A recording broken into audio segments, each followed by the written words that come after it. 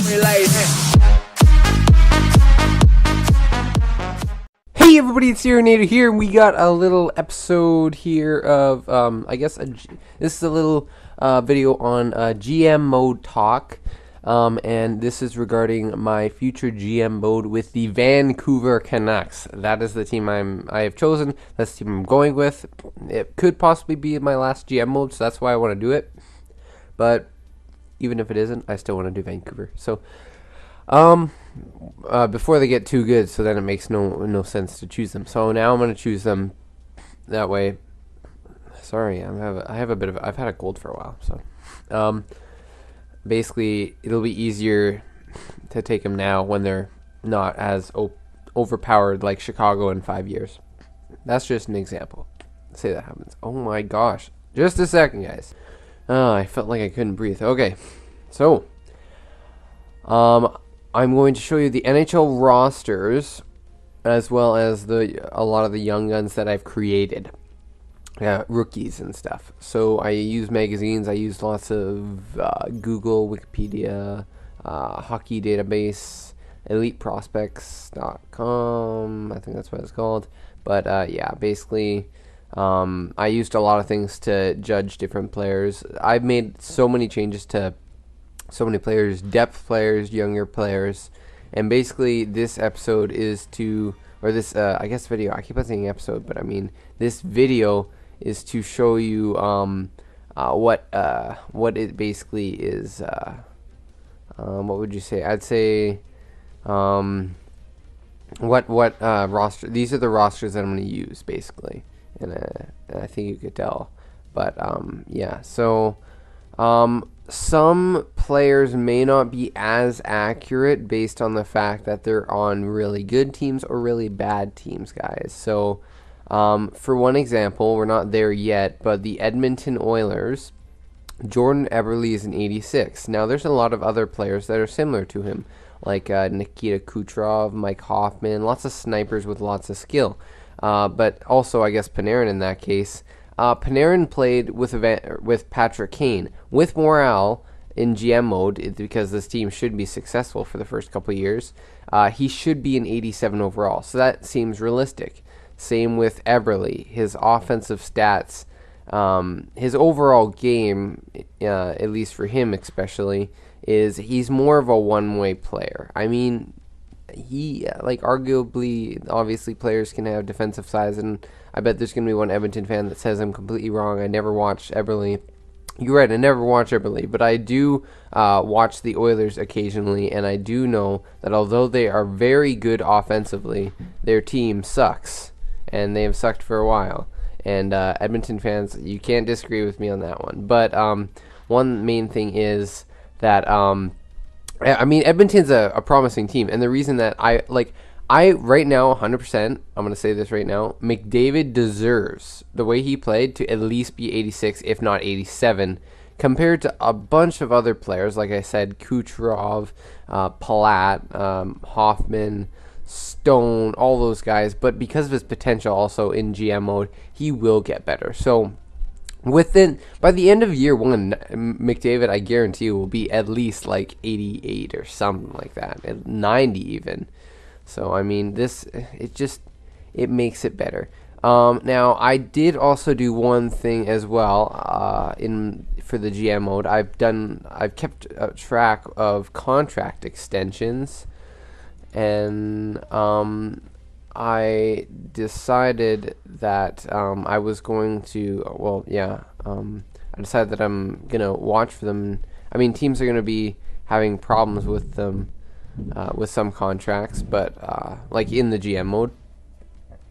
Excuse me. But there's also one player I also forgot to give a contract extension to, which is Sami Vatanen, because that was an interesting signing. I'm getting excited, guys. I'm still working on my draft predictions as it gets closer here. I should have it ready within the couple next days, and then a talk about who the Canucks will sign and or draft.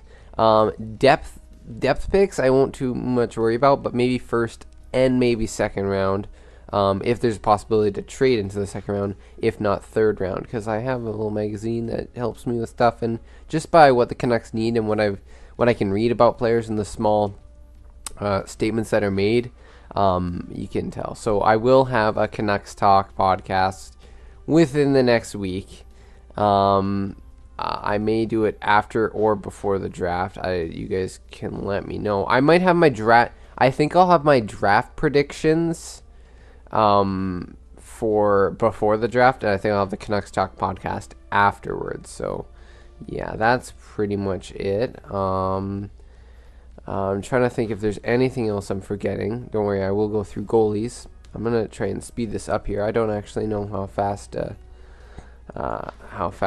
You can also see some of the young guys like Wallman there for St. Louis, but I know you guys can see them. Just pause the video again if you want to see the rosters. So yeah, I edited tons of prospects. I went in depth with Vancouver as much as possible as well. What else? I'm trying to think if there's anything else I'm forgetting. I don't think so. I think this is basically where it's going to end off. I don't want to have awkward silence because that would just be awkward. But yeah, Pavlek 84. You guys can check out the goalies, Samsonov, and I did make Demko. That'll be very interesting to see how he grows. I made Martin Jones an elite. He is 25, so he may not get to like 90, but he should get up a bit more boosted. And I think I might lower Craig Anderson, possibly. I'm not quite sure about that. He's 87. You guys can let me know. I think I did already pass him a while ago, but I wanted to ask you guys what you think about Datsuk. Should I make him really bad, or for year 2, or should I make him really good? But here's the thing. I decided final on this. He was in year 1, and like basically in the GM mode, he is in year 1,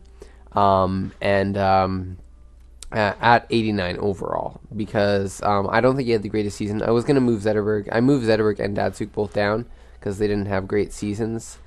Although Datsuk was injured for a bit, and I think Zetterberg may have missed a couple games, but the reason I switched Datsuk or whatever is it's mainly because I want to. He's gonna retire likely. Even like if he has a bad season at 89 overall, he's gonna retire. So if they deal with the contract, they do. If not, yeah, I think the contract will still be in play, unfortunately, even if he retires in real life. But which he has. What the heck am I talking about? He has. I'm pretty sure.